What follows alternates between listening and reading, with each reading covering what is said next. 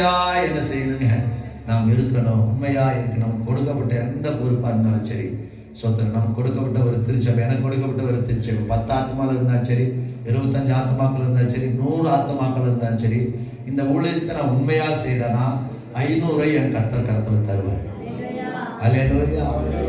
இந்த ஊழியத்தை நான் உண்மையா செய்யலன்னா, இந்த 25 50 நான் உண்மையா நடத்தலைன்னா கர்த்தர் எப்படி எனக்கு 500 தருவார்? நான் சொல்றேன், எனக்கு 500 கொடுத்தா நான் உண்மையா இருப்பேன். 25 நான் என்ன செய்ய மாட்டேன், அப்படிதான் ஏனோதான் தான் இருப்பேன்.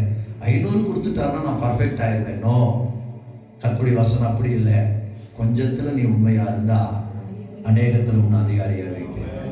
அல்லேலூயா.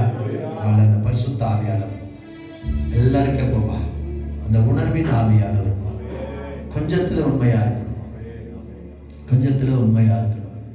இந்த உண்மையா இருந்தா தேவன் நம்மை நடத்துவார். ஸ்தோத்திரம்.